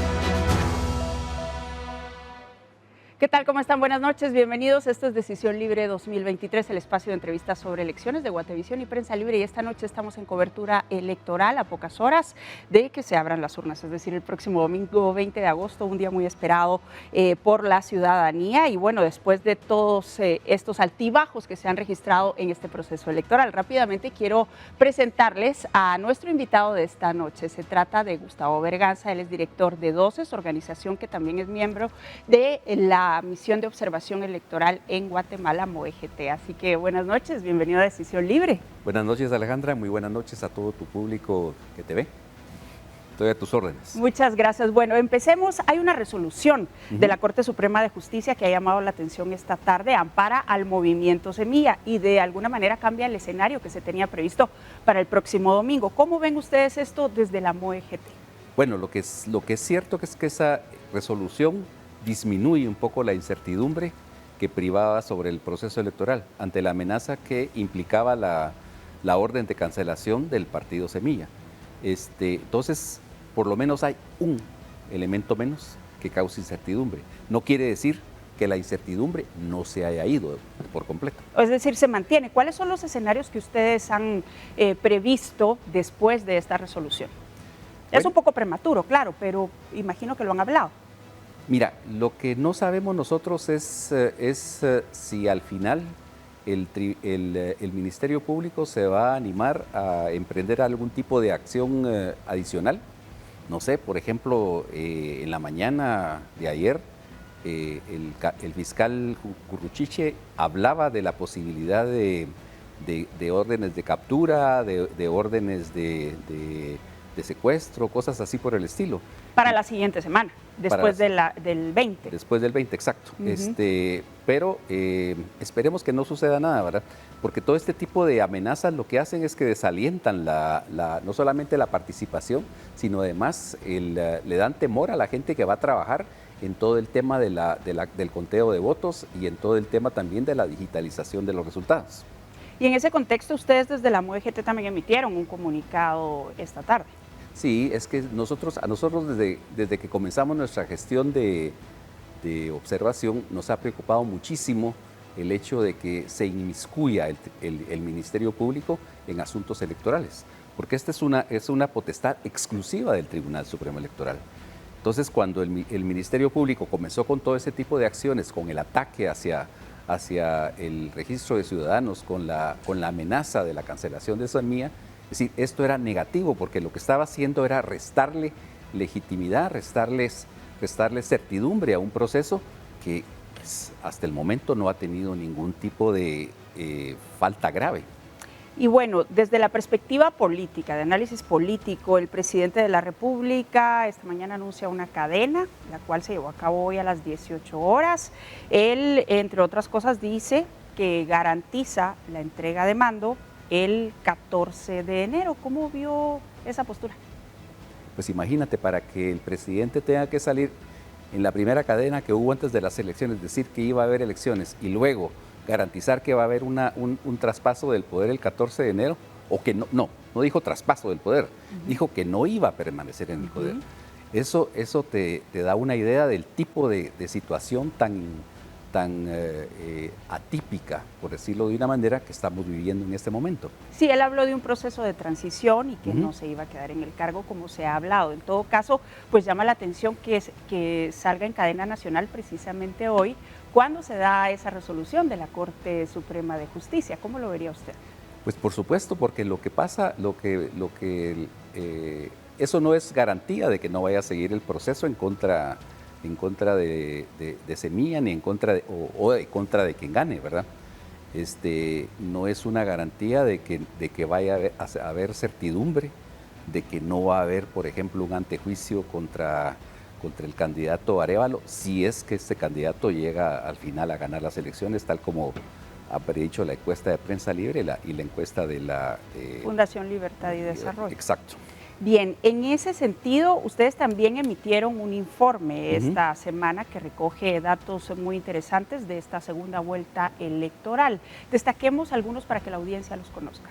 Bueno, en primer lugar, lo que nosotros hemos visto en esta segunda vuelta electoral es que el tema de la desinformación ha sido uno de los temas que ha dominado la conversación en redes sociales. Y es un tema también que ha dominado no solo la conversación, sino también la campaña electoral propiamente dicha, es decir, con acusaciones de parte de una candidata hacia otro. También ha habido propaganda electoral en donde se ha diseminado información que después ha sido desmentida por otro de los candidatos. Es decir, ese es el tema que ha sido dominante. Ahora, ¿es algo que sea específico de esta campaña? No, porque desinformación siempre ha habido. Es decir, lo que nosotros estamos viendo ahora es que esto se produce en tiempo real, gracias a las redes sociales. Pero hay en otra proporción tomando en cuenta las redes sociales. Yo no sé si sería más o menos, pero digamos en el periodo entre el 15 entre el 15 de julio y el 5 de agosto, nosotros identificamos 15 campañas de desinformación. Es decir, varias de ellas en contra de la candidata Sandra Torres, varias de ellas en contra del candidato Bernardo Arévalo, varias de ellas hablando de fraude y varias de ellas en contra del Tribunal Supremo Electoral. Pero es decir, esto es un fenómeno que no es nuevo. Lo que es nuevo es la manera como llega ahora a la gente, como se expande ahora de manera más rápidamente. Y luego, por otra parte, lo que es interesante es que de acuerdo a lo que hemos visto en las encuestas electorales, es decir, aparentemente la desinformación no ha sido determinante para que se cambie la preferencia electoral. Y otro fenómeno que es muy interesante es que, como estamos en redes sociales, la respuesta de desmentido ha sido en tiempo real. Es decir, no ha habido necesidad casi de que los partidos utilicen sus redes para desmentir, porque inmediatamente los propios usuarios de redes sociales han presentado evidencia en contrario de lo que hacen esas campañas. Es decir, hay otro tipo de reacción. Hay otro tipo de reacción, es decir, positiva en este sentido, pero también negativa en el sentido de que facilita la difusión de las campañas negras. ¿Y ustedes han detectado en este análisis cuál es el origen de esa desinformación, esas campañas negras? Porque de repente de partidos políticos, pero también de usuarios. Mira, hay de usuarios, es decir, lo que se nota, por ejemplo, es que muchos de los que difunden esas campañas negras, pues son gente que ha estado difundiendo campañas negras antes en contra, por ejemplo, de operadores judiciales, en contra de resoluciones previas judiciales hace unos años, y estas son replicadas precisamente por cuentas de reciente creación, la mayoría de ellas entre mayo y julio de este año, y con pocos seguidores, y que se siguen mutuamente. Entonces lo que ves ahí es un intento como de tratar de copar la conversación en redes sociales para crear la ilusión de que hay una unanimidad dentro de este discurso. ¿Y se ha logrado medir cuál es el impacto de esto en la opinión pública, tomando en cuenta que son seguidores de reciente creación y que en todo caso, imagino y pregunto, que no tienen muchos seguidores? Mira, específicamente no se ha medido, pero podemos hacer una aproximación si tomamos en cuenta los datos, por ejemplo, de la encuesta de la Fundación Libertad y Desarrollo, y lo comparamos con la de esta oportunidad, y comparamos también con los datos de Prensa Libre. Es decir, también, ¿por qué digo? Porque los datos de Prensa Libre, porque son similares a los de la encuesta Libertad y Desarrollo. Es decir, la primera encuesta de Libertad y Desarrollo daba un margen de preferencia electoral hacia los candidatos. Y hemos visto que en las 2 semanas que ha habido desde la primera encuesta que salió hasta la de Prensa Libre y Guatevisión y la de Fundación Libertad y Desarrollo, se ha mantenido casi inalterable la preferencia de voto. Entonces, esto quiere decir que en última instancia la gente ya está siendo mucho más crítica y no se toma demasiado en serio lo que dicen la desinformación. Esto tendría que ver con cierto entusiasmo que se percibe también por participar en esta elección, brevemente, antes de ir a la pausa. Probablemente, pero yo te diría que tal vez es como que la gente está adquiriendo un nivel de conciencia distinto, y eso precisamente por la gran información que hay en redes sociales. Bien, vamos a la pausa y al regresar seguimos conversando del tema. Gracias por continuar con nosotros. Esto es Decisión Libre 2023. Hoy en el estudio nos acompaña Gustavo Berganza, director de DOCES, miembro de la Misión de Observación Electoral en Guatemala, MOEGT. Estábamos hablando de cómo va el proceso electoral. Cuénteme cómo está la misión de observación integrada para esta segunda vuelta. Bueno, mira, nosotros hemos mantenido desde que comenzó la campaña electoral a 77 observadores permanentes repartidos en los 22 departamentos. Entonces, digamos, todos ellos han tenido la oportunidad de revisar, por ejemplo, si hay uso de recursos de las municipalidades en la campaña, si hay exclusiones, si hay en los medios locales, si hay discursos de odio, si hay agresiones a candidatos, etcétera. Si todo esto se reporta y se lleva a un control, ¿no? Que eso es lo que nutre nuestros informes mensuales.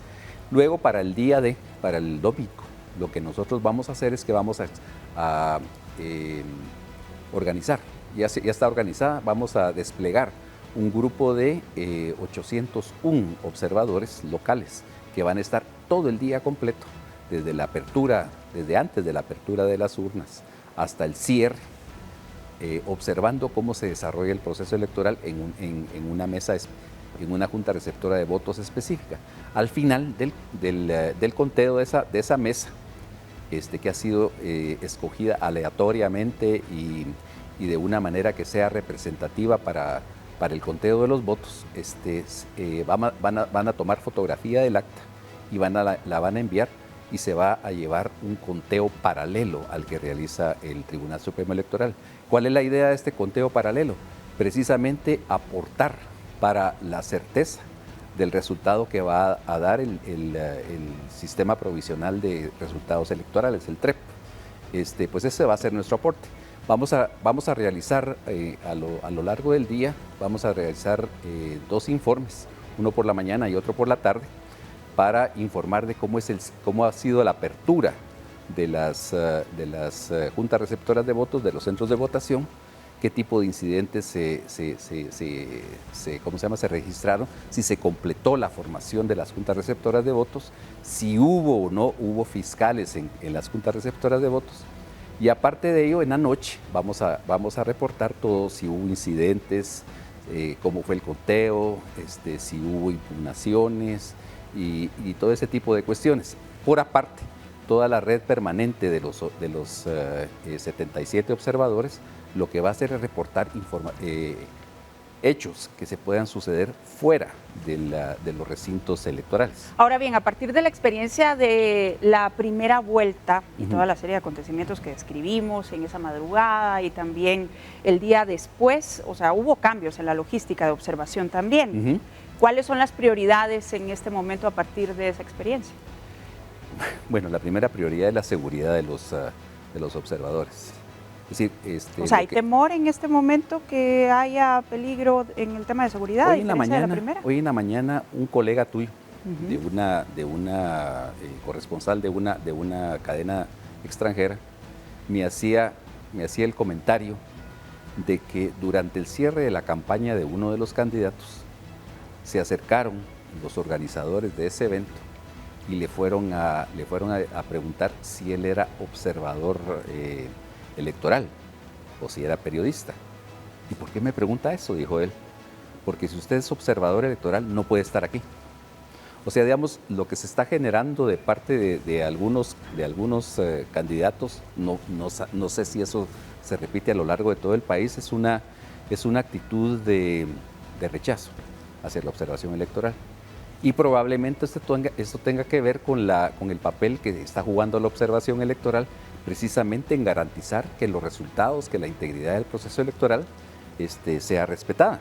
Pero a ver, ¿esto se da más en el interior de la República o lo han detectado también en el área metropolitana? Esto fue en Villanueva. En Villanueva, o sea, aquí nomás. No es lejos. Entonces, pero nosotros esperamos entonces que no sea una actitud generalizada, que ojalá sea una actitud solamente de los coordinadores municipales de ese partido político. ¿Y eso entonces les llevó a hacer cambios de logística en el tema de seguridad? Mira, lo que nosotros hemos insistido mucho con los observadores es que la seguridad de ellos es lo primero, ¿verdad? Entonces, pues esa es la directriz que ellos tienen, porque sabemos que puede haber algún nivel de conflictividad. Es decir, no hubo tanta conflictividad en el día de las elecciones la vez anterior, sino que la conflictividad se dio a partir del 26 en adelante, cuando fue la disputa por el conteo de votos. Sí, exacto. Exacto. Entonces, esperemos que se mantenga ese respeto a la integridad de todos los participantes en los procesos electorales. Es decir, bueno, ya tuviste, por ejemplo, que la estadística del Tribunal Supremo Electoral hacía un comparativo de que durante la primera vuelta en este proceso electoral había sido precisamente uno de los más bajos en términos de violencia. Entonces, esperemos que la segunda vuelta no vaya a alterar esa tendencia positiva que lleva el proceso Digamos, electoral. esa es la expectativa, pero se están tomando entonces precauciones. Por supuesto. Bien, en cuanto a la participación ciudadana, ¿ustedes creen que se va a mantener la tendencia que hemos manejado en los diferentes procesos electorales en cuanto a que en la segunda vuelta baja la asistencia de personas a las urnas o creen que en esta ocasión va a subir? Mira, esta es una elección atípica. Yo creo que muchas de las cosas que han sucedido en elecciones anteriores no se pueden dar por sentadas que se van a repetir en esta elección. Es decir, ya ves que antes no hubo algún nivel de judicialización, en esta elección llevamos a un nivel de judicialización extrema. Antes viste que no se cuestionaban los resultados de manera judicial, ahora viste que llegamos hasta el extremo de que la Corte de Constitucionalidad llevó a una segunda audiencia de revisión cuando la ley solo contempla una, fueron dos. Entonces, no sabemos qué puede pasar.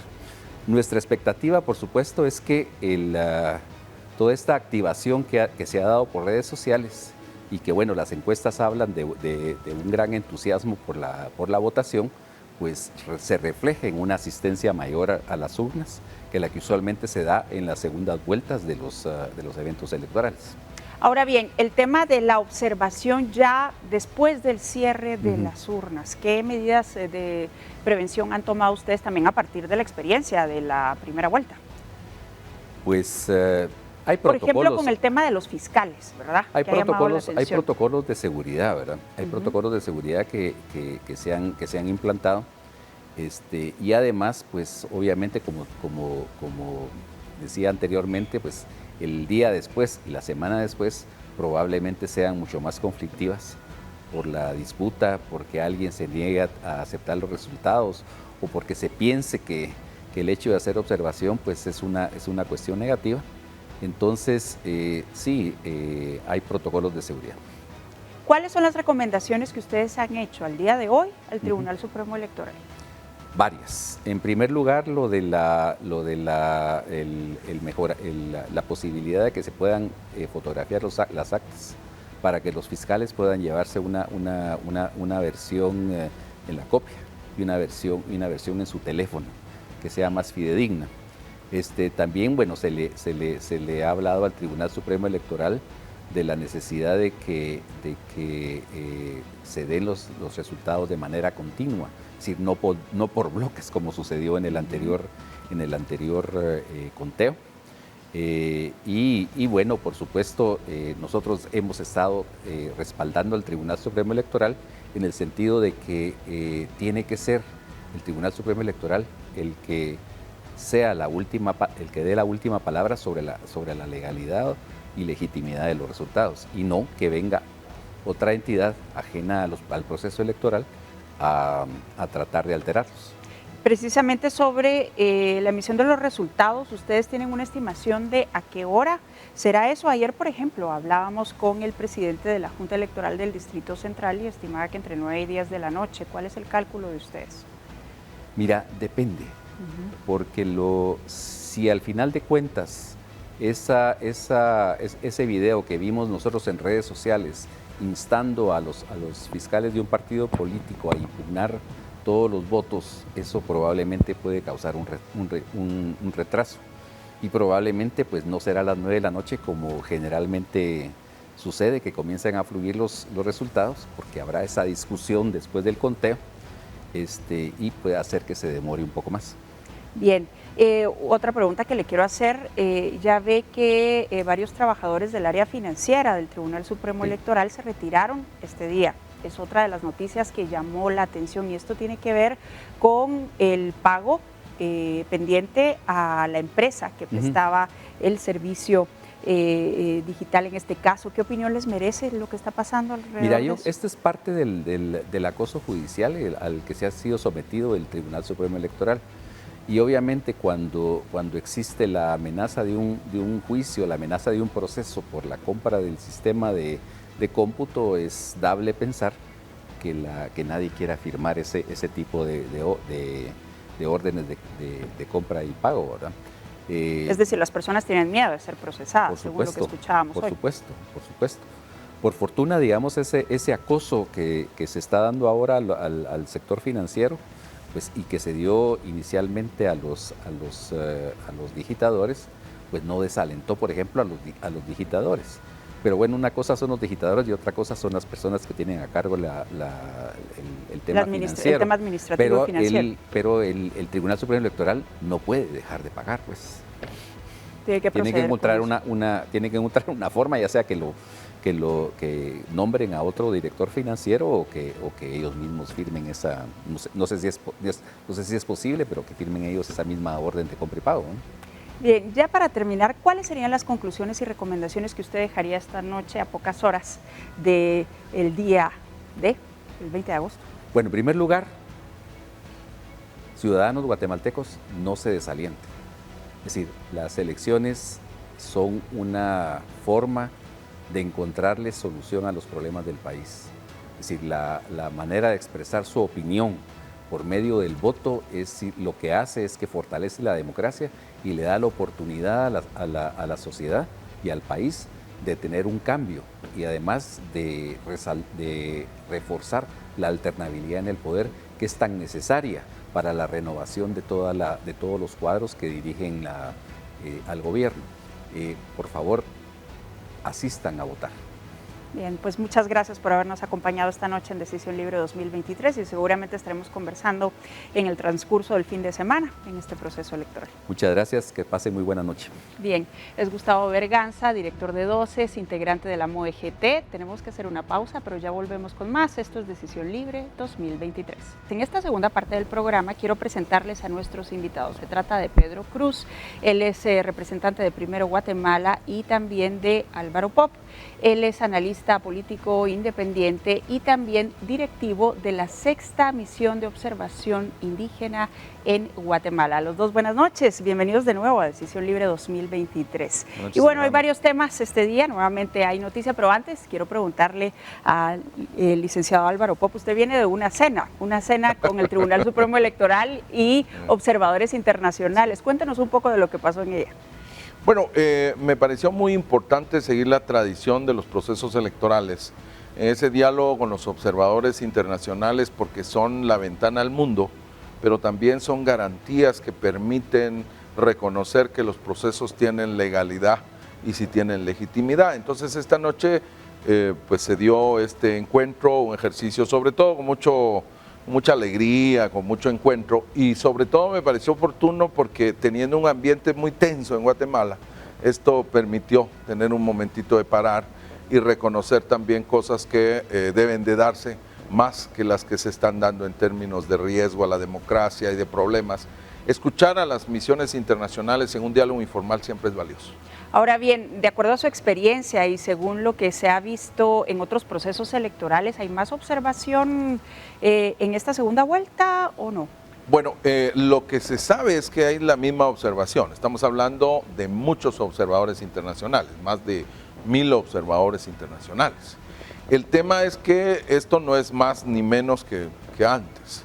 Lo que sí es cierto es que hay una inquietud en términos de los medios de comunicación internacionales sobre Guatemala. Y esto está puesto en una balanza entre lo que está sucediendo en el Ecuador y lo que está sucediendo en Guatemala, por algunas similitudes y por las diferencias que puede traer. Y lo que más me llama la atención es que en ninguno de los dos casos el debate y la preocupación internacional es ideológico. Es más sobre hechos legales, sobre hechos de violencia, como el caso del Ecuador, sobre contextos de cooptación del Estado por parte del estabilidad social y política. Efectivamente, más allá de cualquier discusión ideológica. En ese sentido, Pedro Cruz, ¿se encuentra similitudes con estos fenómenos en Latinoamérica y lo que está pasando en Guatemala? Bueno, yo creo que la falta de credibilidad de la ciudadanía en estos procesos democráticos es una característica que también se estaba dando en el Ecuador, se está dando en Ecuador, y parte de eso pues también cuando surgen personajes como Villavicencio, que intentó empezar a a denunciar lo que estaba pasando en el Ecuador, pues desafortunadamente lo mandaron a matar o lo mataron, o como lo querramos ver. Yo creo que pues en Guatemala estamos viviendo una situación bastante similar, en donde la credibilidad de la ciudadanía de cara a los procesos democráticos, de cara a quién van a ser nuestras próximas autoridades, presidente, vicepresidente, la falta de credibilidad en el liderazgo político y todo lo que eso conlleva en relación a la corrupción, la falta de resultados, etcétera. Creo que son similitudes que se están dando también en Guatemala, en Ecuador y en varios países de Latinoamérica. Yo creo que pues tenemos una oportunidad de fortalecer los procesos democráticos, si lo queremos ver así, este domingo, pues emitiendo el voto, pero también que las mismas juntas receptoras de voto protejan la democracia, protejan el voto de los guatemaltecos, protejan también el conteo del mismo, sean garantes de este proceso electoral. Yo creo que eso es como que un inicio del cómo podemos ir fortaleciendo, porque pues también estoy del lado un poco apático de lo que pueda suceder. ¿Por qué apático? Porque realmente no me inspira nada lo que vaya a pasar el domingo, la verdad. O sea, quisiera sentirme muy motivado de cara a lo que vaya a hacer y que quisiera verlo como una fiesta electoral, pero no lo veo así. Veo mucha tensión alrededor del mismo día domingo y los días que se vengan. No debería ser así, sinceramente. Deberíamos estar celebrando las elecciones, deberíamos estar celebrando que la gente va a ir a votar. Yo personalmente no me siento tan motivado como en otras ocasiones. Es mi percepción muy personal. Sé que hay otras personas que se sienten de otra manera.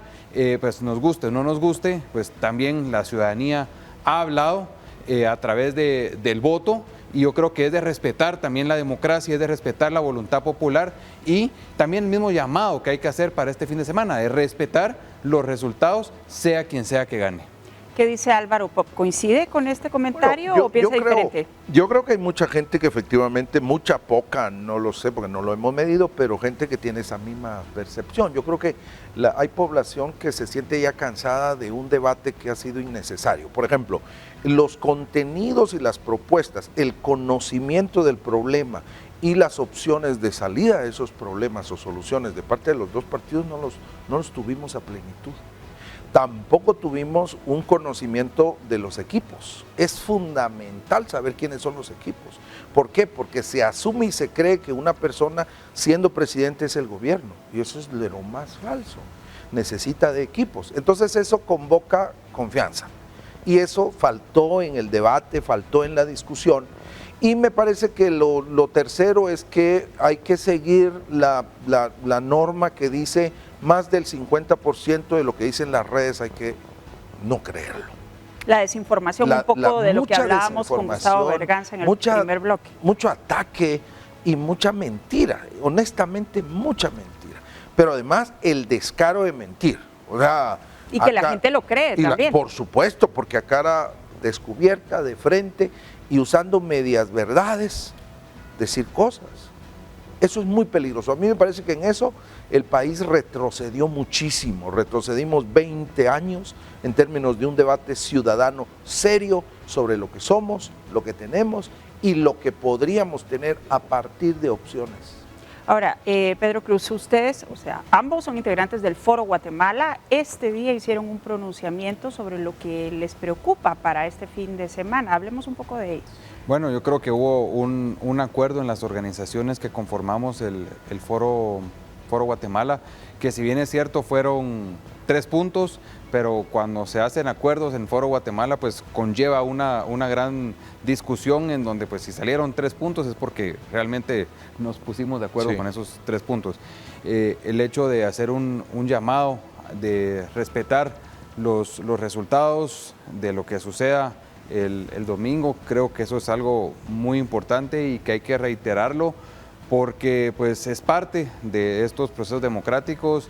El segundo punto era de darle un espaldarazo a las juntas electorales, departamentales, municipales, juntas receptoras de votos, quienes son prácticamente los que van a llevar a cabo el proceso electoral. Recordemos que las juntas son autónomas y el tribunal al final lo que hace es juntar el acta 8 y oficializar los resultados. El acta 8 es donde pues van haciendo la suma cada una de las juntas departamentales y bueno, hacer siempre el llamado a la población a participar el día domingo, emitiendo el voto, llegando a los centros de votación. Importante, aprovecho este espacio para hacer un llamado a la gente de que vaya temprano a emitir su voto, que aprovechen pues, las horas de la mañana, porque pues por ahí podría haber lluvia y ya de repente las colas en lluvia es algo complicado, pero aprovechar la mañana para poder ir a hacer el voto.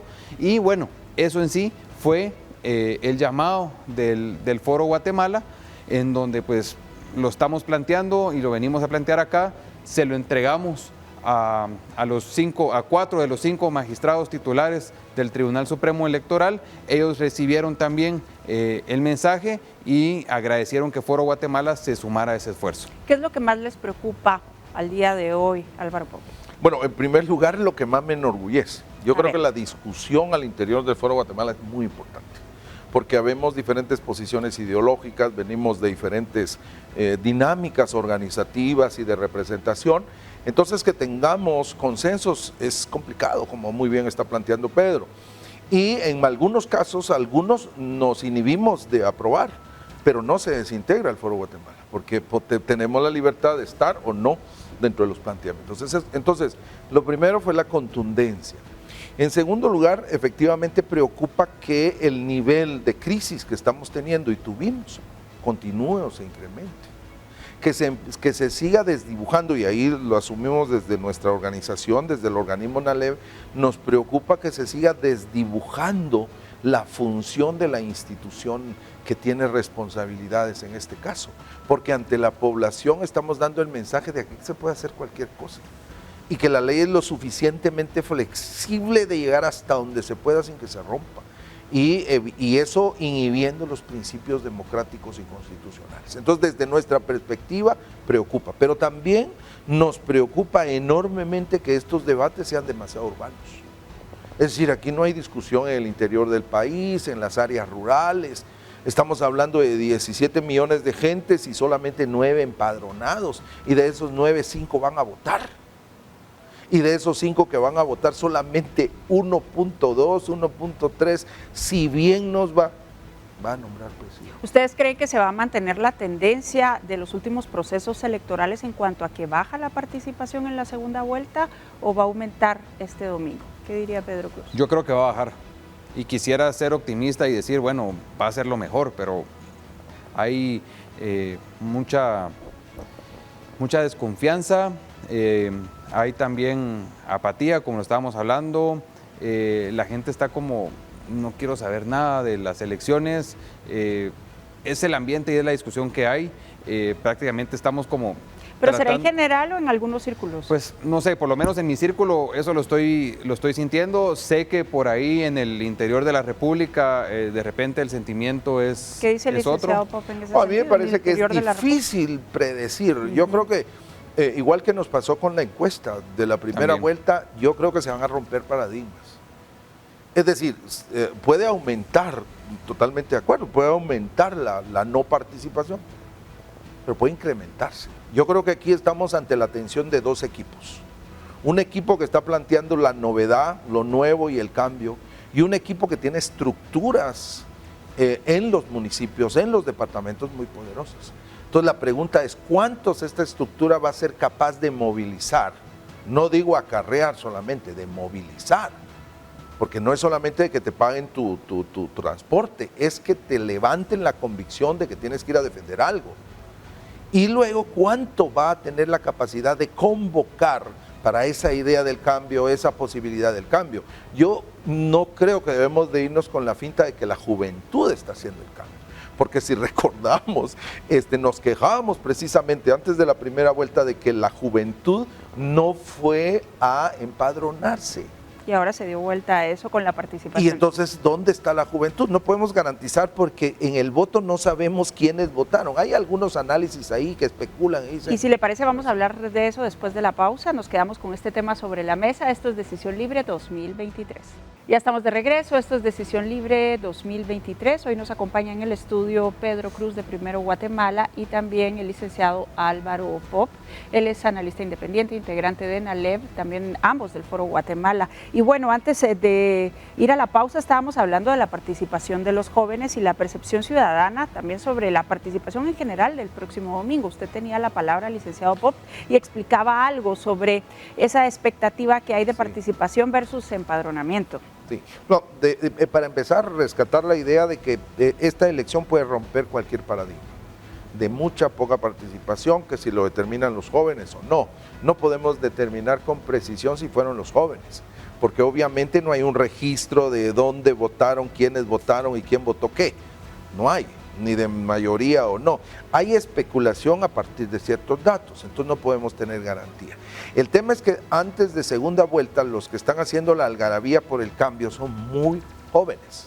La pregunta que coincidíamos con Pedro es que si son ellos los que van a ir a votar, si ellos son los que están empadronados, y si esto, y este ya es mi cosecha, esto va a ser capaz de enfrentar la enorme movilización institucional, porque yo sí quisiera decir con mucha franqueza que el voto y el partido de Sandra Torres es oficial, y lo vimos en todo el ejercicio de la manera más clara y más frontal la posición gubernamental a favor de eso. Entonces, en consecuencia, estamos viendo la estructura del Estado versus discusiones, aspiraciones, la venta del futuro versus la defensa de posiciones actuales. ¿Qué dice Pedro Cruz? Yo estoy totalmente de acuerdo con lo que dice Álvaro.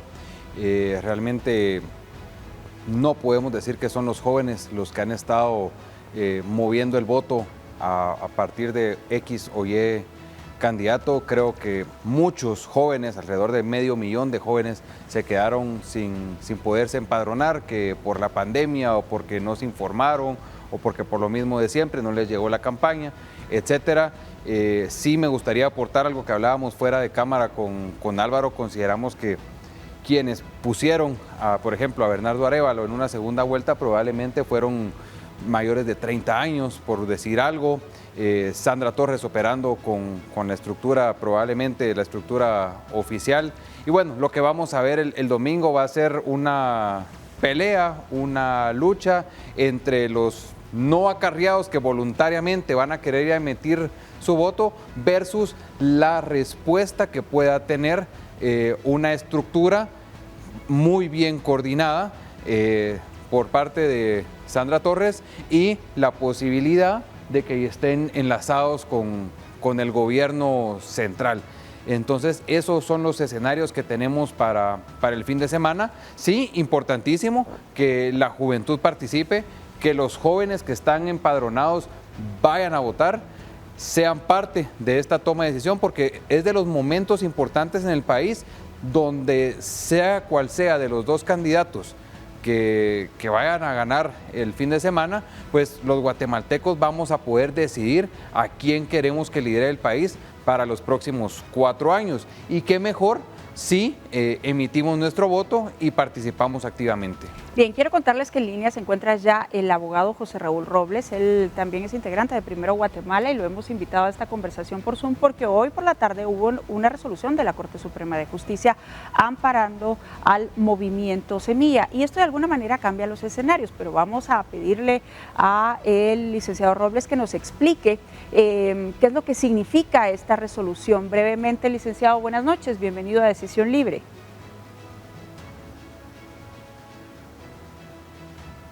Licenciado Robles. Buenas noches. Ya lo tenemos en pantalla, pero no sé si nos está escuchando. Le vamos a pedir por favor a producción que se pueda comunicar con el licenciado Robles. Bueno, mientras solventamos eso, quiero preguntarles a ustedes, ¿cómo vieron esta resolución? Porque sí que llamó la atención. Álvaro Pop. Me llama la atención y me parece sumamente positivo. Y hay dos interpretaciones que ya vamos a aclarar si efectivamente es así, pero unos dicen que aplica solamente hasta después de la elección y que mantiene abierta la posibilidad. Hasta el 31 de octubre. Hasta el 31 de octubre. Hay unos otros analistas que dicen que no, que en realidad por eso se llama resolución definitiva. Y en consecuencia dice, se acabó, chao, ya no más. Pero eso lo sabremos en algún momento. A mí me parece que es muy importante que vayamos a la elección sin toda esa discusión y que debería de ser definitiva y que la discusión electoral debería de ser soberana en términos de una decisión del pueblo para el futuro. Y en ese sentido, la capacidad que podamos de comprender estas cosas aún es muy distante. ¿Cuánta población entiende todas estas discusiones? No. Pues, no es popular. Lo ve abstracto. Es demasiado abstracto, pero es una distancia enorme. Y no pasa por ser profesional o no, porque seguimos la lógica de que si no trabajo no como. En consecuencia de esas cosas, yo cuando vienen las noticias apago. Ese tipo de actitud que es muy conveniente para el mundo político. Cuanto más distancia hagamos de eso, mejor. No tenemos ni idea de para qué nos sirve la política. No se cuestiona, hay apatía y demás. Parece que ya está el licenciado Robles con nosotros. Licenciado Robles, buenas noches. ¿Podría explicarnos usted qué significa esta resolución de la Corte Suprema de Justicia que ampara al movimiento Semilla? Brevemente, por favor, licenciado Robles. Hola Alejandra, buenas noches, con mucho gusto. Mira, realmente, en resumen, lo que viene a hacer esta resolución es a confirmar el amparo provisional que se había otorgado anteriormente. No tiene ningún otro efecto y no tiene, digamos, algún otro hecho que modifique o que venga a ratificar alguna otra incidencia de las que había peticionado la parte que había pues manifestado que tenía agravio. Ahora bien, en cuanto a las fechas, el comentario que hacía el licenciado Álvaro Pop, si esto era de aquí al 31 de octubre, mientras dura el proceso electoral, pues esto pues ya es definitivo y permanente, salvo que se presente otra acción legal. A ver, ¿a qué te refieres tú con que es permanente? Porque, o sea, digamos, ¿qué es lo que significa? ¿Hay un plazo en las fechas? O sea, ¿es una resolución definitiva? Por favor, díganos legalmente qué significa esto. Que se dé la definitiva del amparo quiere decir que se viene a resolver la materia que se había conocido dentro del amparo provisional. Esto no quiere decir que no exista algún otro medio que se pueda recurrir. Pero es decir, ¿hay plazos? O sea definitivo. Bueno, hay un plazo si se quisiera apelar esta resolución, por ejemplo. Sí, el licenciado Álvaro Pop decía, por ejemplo, si se termina la persecución penal, quedan las puertas abiertas para presentar otros recursos, por ejemplo. ¿Qué significa esto después de las semanas que hemos vivido de recursos y dimes y diretes legales, o sea, de la judicialización del proceso electoral? Bueno, la resolución sí especifica y es muy clara en cuanto a que la intención que tiene esta resolución es de preservar la pureza del proceso electoral y es por eso que ratifica el amparo provisional que se había otorgado. Eso es lo que quiere decir, no toca cuestiones de fondo y no viene a tocar procesos judiciales. De hecho, es también muy clara en mencionar que este recurso constitucional viene a ser un acompañante y no viene a conocer cuestiones de fondo. ¿Esto qué quiere decir? Que mientras dure el proceso electoral, que tú bien lo has dicho, hasta el 31 de octubre, pues no pudiera tomarse, no se pudiera hacer valer alguna de estas medidas judiciales o medidas precautorias judiciales, sino que tendrían que hacerse valer a partir del 1 de noviembre. Es decir, que desde esa fecha al 14 de enero podríamos estar viendo otros escenarios nuevamente.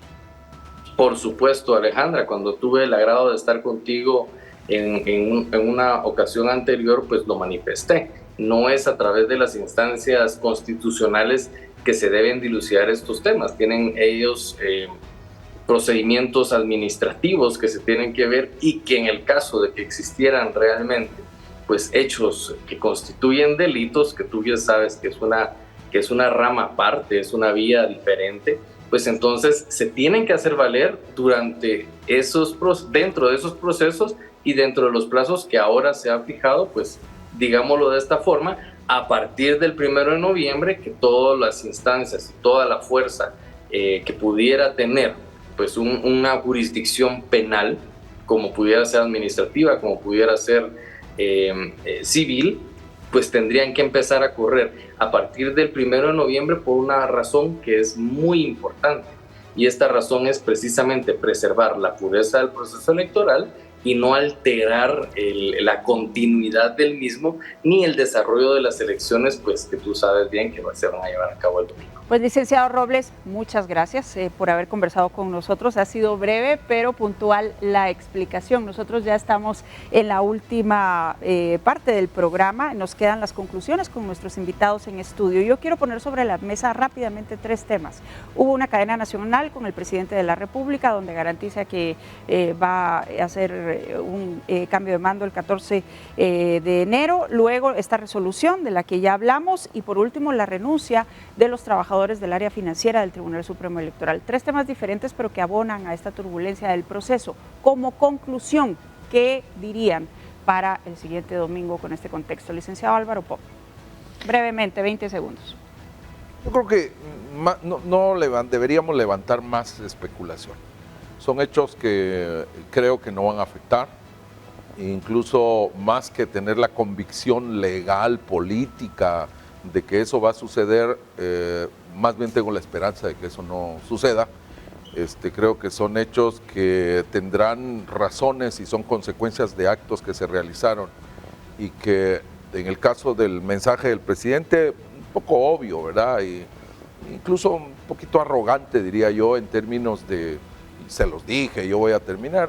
Creo que estamos claros que se tiene que ir, si no se va a estar rompiendo la Constitución. Así que bueno, bien por él que lo haya mencionado, pero creo que está un poco de Pedro Cruz, rápidamente, 20 segundos. Yo creo que es importante que las juntas hagan su trabajo, le den confianza a la ciudadanía, sobre todo presentando los resultados lo más rápido posible para no generar especulaciones ni ruido de que está pasando cualquier cosa debajo de la mesa. Creo que en la manera en la que se entreguen los resultados rápidamente, la gente va a confiar en lo que está sucediendo. Importante también subrayar y recordar que pues hasta que se oficialicen los resultados es el momento en el que se termina pues todo el proceso electoral. Bien, pues les agradezco muchísimo a ambos por habernos acompañado nuevamente en Decisión Libre 2023 y bueno, gracias a ustedes también por su sintonía. Les recuerdo, estamos en transmisión especial de elecciones de aquí al siguiente domingo, día de la segunda vuelta electoral, así que nos seguimos viendo. Buenas noches, que descansen.